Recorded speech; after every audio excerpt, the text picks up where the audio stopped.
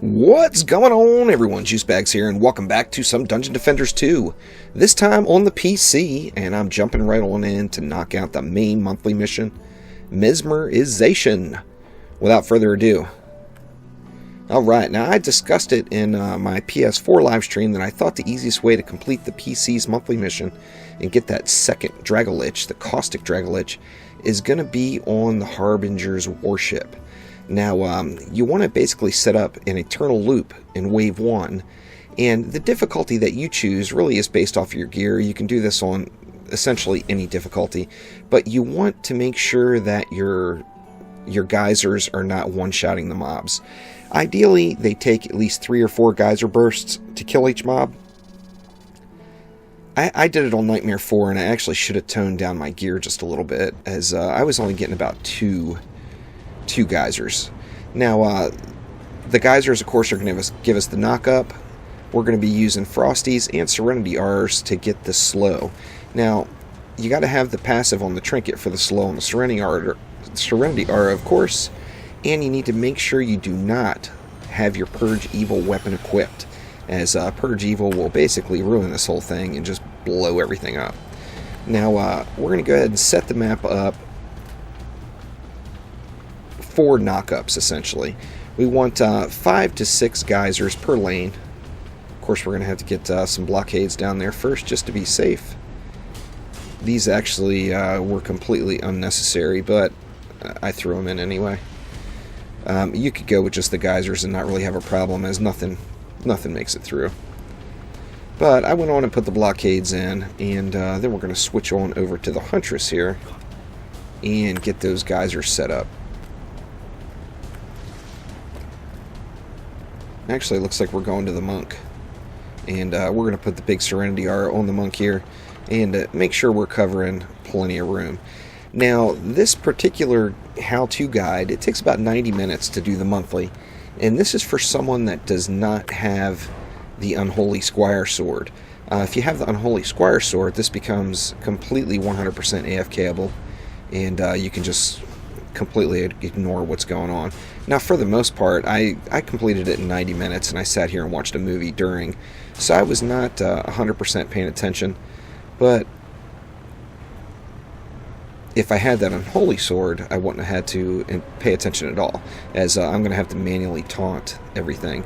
Now, the Squire Sword, of course, that will it'll auto-taunt, so you don't have to worry about taunting at all. All you have to do is get yourself to a safe place within range of the mobs, and I kind of like the far corner behind the rope coil over on this side here. We'll get into that here in just a little bit, but for the meantime, just setting those geysers up. I'm basically just getting in 5 or 6 per lane. I think I went 6 on this side. Now, I actually ended up taking one of those geysers out to let the mobs get out a little bit further and let the Frosties get some work in.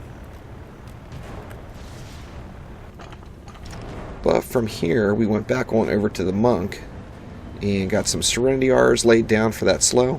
Of course, we're going to be using the big Serenity R's, so we have no issues covering anything. And then just in case I wasn't sure, I put in 2 Lightning R's here right back at the blockade, in case anything did make it up to it. This ended up being big-time overkill, and really you could have done it with just 1, or none for that matter. If you went without blockades, I probably would put 1 there, just to be safe. But with blockades, you don't even really need it at all. But I was unsure, so I wanted to go ahead and get some precautions in play there. It probably actually would have went a little bit quicker if the mobs could have came a little further into my geysers. Now, the only geysers you're going to worry about repairing are the ones that are right in front of you. All these geysers that I'm setting up on this side, you can just leave them. As they burn out, it'll just move on to the next one. With 6 geysers there, it's more than enough to make sure nothing ever makes it up to your blockades. That's kind of awesome. Once you get everything set up and you're good to go, then you want to get those Frosties laid down, and basically you're going to take all of the mana you have left for Frosties. Now, as you see, I don't have, I went with the increased slow weapon, as I wanted to get keep those guys stopped, basically. And my geyser traps actually ended up killing everything, but I wasn't sure exactly how it was going to work. So just went on and loaded up the Frosties. The more Frosties the better. Of course, that's going to give you a slow as well. And you got quite a few slows you need to get. I think it's, what is it, 100,000? Ridiculous amount of slows. Now, like I said, you can completely AFK this, just like I'm doing it now, if you have the Unholy Squire Sword. However, since I don't, I had to do it the hard way. Just going to continue laying all these Frosties down.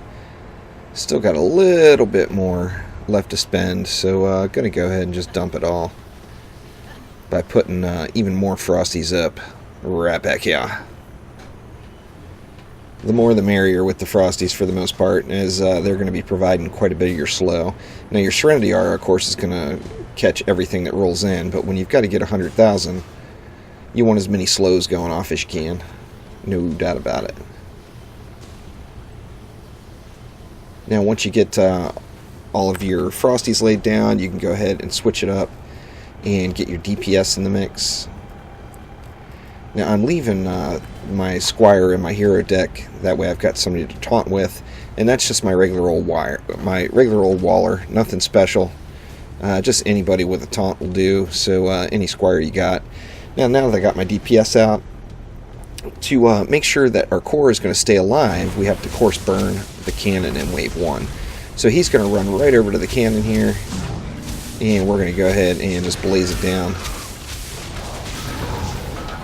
Once the cannon's done, you want to just get yourself to a safe place. Now, I mentioned the coil of rope, and that was really kind of the spot that I liked to hang out. It's right here. You got this rope coil right on the deck. You can get behind that. You can run over, throw down some taunts. You actually can just stay behind that if you get rid of that first geyser trap.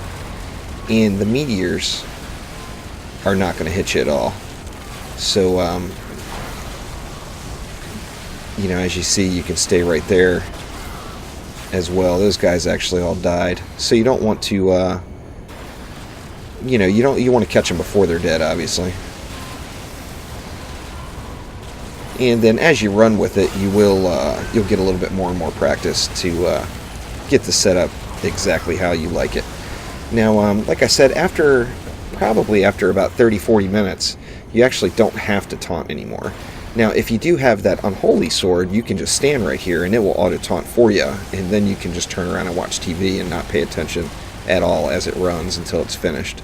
Like I said, after like 30-45 minutes, the taunts are going to be all finished up, so you can quit messing with those and then just let the knockups and the slows go. After about 90 minutes, you're going to be all done. So that's it for now. We'll see you soon.